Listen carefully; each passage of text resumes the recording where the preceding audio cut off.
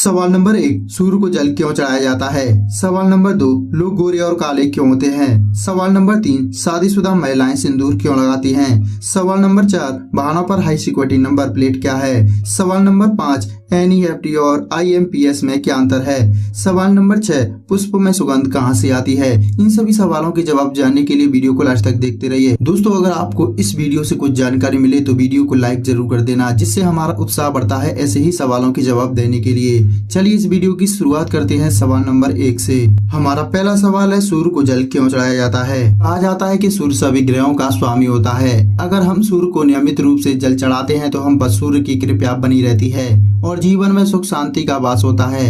इसके अलावा ये भी कहा गया है कि सूर्य को जल चढ़ाने से हमारा शरीर भी कई रोगों से मुक्त होता है।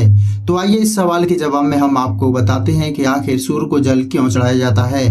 वैज्ञानिक दृष्टि से देखा जाए तो सूर्य एक तारा है जो एक आग का गोला है। सूर्य के प्रकाश से ही धरती पर हमारे दिन की शुरुआत होती है और सूर्य न सिर्फ मनुष्य के लिए बल्कि जीव जंतुओं और पेड़ पौधों के जीवित रहने के लिए भी आवश्यक है। सुबह उगते सूरज को जल चढ़ाने से हमारे स्वास्थ्य पर बहुत लाभकारी प्रभाव पड़ता है। जब सुबह सुबह की हवा और उगते सूरज की किरणें हमारी त्वचा पर पड़ती हैं तो हमारी स्किन दमक उठती है। इसके अलावा जब सूर्य को जल चढ़ाया जाता है तो पानी की धार के बीच में से जो सूर्य की किरणें आती हैं उनसे हमारी आंखों की रोशनी तेज होती है। इन सब कारणों से कहा जाता है कि अपनी दिनचर्या में सुबह उठकर सूर्य को जल चढ़ाना चाहिए, जो न सिर्फ हमारे शरीर के लिए लाभकारी है बल्कि ज्योतिष की दृष्टि से भी सूर्य की कृपा बनी रहती है, जिससे जीवन में सुख शांति का वास होता है। उम्मीद है सूर्य को जल क्यों चढ़ाया जाता है इस सवाल का जवाब आपको जरूर पसंद आया होगा। हमारा दूसरा सवाल है, लोग गोरे और काले क्यों होते हैं। इस दुनिया में बहुत सारे देश पाए जाते हैं और सारे देश में अलग अलग रंग रूप के लोग मिलते हैं। किसी देश में बहुत गोरे लोग मिलते हैं तो किसी देश में काले। भारत एक ऐसा देश है जहाँ पर हर प्रकार के रंग के लोग पाए जाते हैं, इसलिए यहाँ पर हर प्रकार की समानता देखी जा सकती है। गोरा और काला रंग भगवान के द्वारा दिया जाता है, जिसे हम इंसानों को अपनाना ही पड़ता है। यदि इंसान की त्वचा का रंग बहुत ज्यादा काला है या सांवला है तो उनमें मेलानिन की मात्रा बहुत ज्यादा पाई जाती है। अगर त्वचा गोरी या गेरुआ कलर की है तो उसमें मेलानिन की मात्रा कम पाई जाती है। यह पूर्ण रूप से हमारे अंदर के हार्मोन के ऊपर निर्भर करता है। इसमें हम इंसानों का कोई हाथ नहीं होता। जिस प्रकार से इंसानों में मेलानिन पाए जाते हैं उसी प्रकार से हमारी त्वचा गोरी या काली होती है। यह एक वैज्ञानिक तथ्य है जो सत्य है। गोरे काले का भेद करना सही नहीं माना जाएगा और यह पूर्ण रूप से भगवान के ऊपर निर्भर करता है। हमें अपने रंगों को लेकर मन में हीन भावना नहीं लाना चाहिए। अगर हीन भावना आती है तो इससे हमारा आत्मविश्वास डगमगा जाता है। इसलिए हमें हमेशा अपने रंग की कदर करना चाहिए और खुद पर गर्व होना चाहिए। हमारा तीसरा सवाल है, शादीशुदा महिलाएं सिंदूर क्यों लगाती हैं। दरअसल हमारी भारतीय परंपरा में कई रीत रिवाज शामिल हैं जिन्हें लोग मन में स्वीकारते हैं। ऐसी ही परंपरा भारतीय नारी की मांग में भरे जाने वाले सिंदूर के लिए भी है। तो आइए इस सवाल के जवाब में जानते हैं महिला मांग में सिंदूर क्यों लगाती हैं। माना जाता है कि पति की लंबी उम्र की कामना के लिए सिंदूर लगाया जाता है। शादी में फेरों के वक्त पति स्वयं अपने हाथ से पत्नी की मांग में सिंदूर भरता है। इसके बाद महिला तब तक माथे में सिंदूर भरती है जब तक वह सुहागिन रहती है।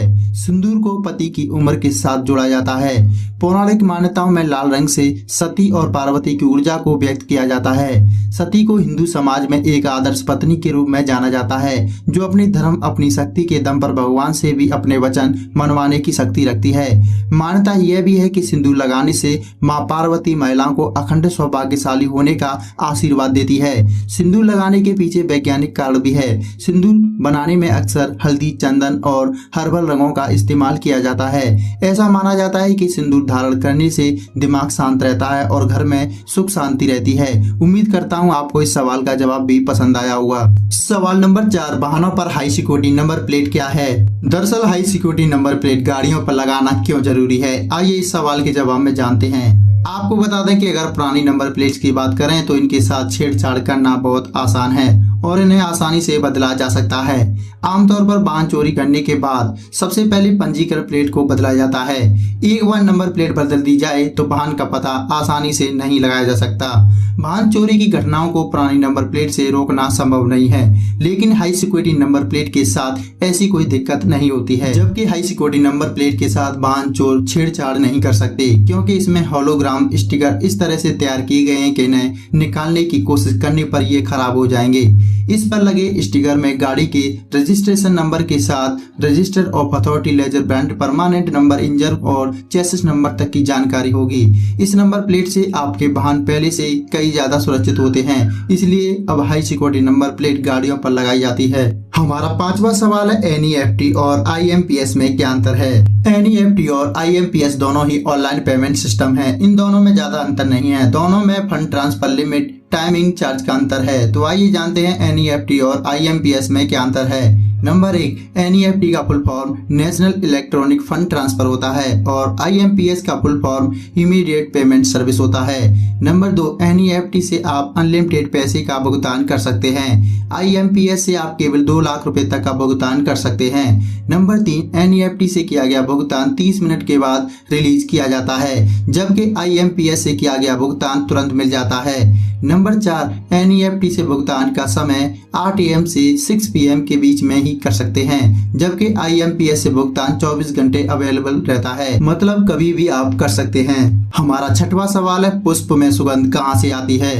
हमारी धरती बेहद खूबसूरत है और इसे खूबसूरत बनाने में पुष्प अहम भूमिका निभाते हैं। पेड़ पौधे, पशु पक्षी और सुंदर हरे भरे पहाड़ धरती की खूबसूरती को बढ़ाते हैं, लेकिन इनमें से ज्यादा सुंदर फूल होते हैं जो अपने रंगों से और महकती खुशबू से सबका मन मोह लेते हैं। फूलों के महकने के पीछे एक आसान सा विज्ञान है। फूल ऐसे रसायन बनाते हैं जो किसी भी प्रकार के कीड़े या पक्षियों को आकर्षित करने में उपयोगी होते हैं। सुगंध उन यौगिक का मिश्रण है जो एक पौधे का उत्पादन कराता है, जो अक्सर फूलों की पखुंडियों में मौजूद होता है। इन्हीं पखुंडियों का उपयोग इत्र बनाने में किया जाता है।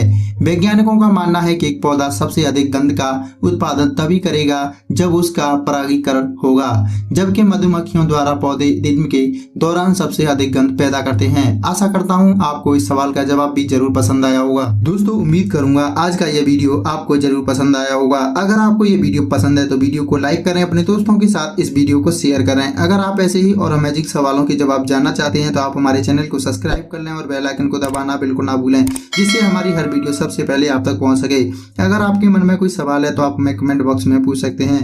वीडियो देखने के लिए आपका बहुत बहुत धन्यवाद।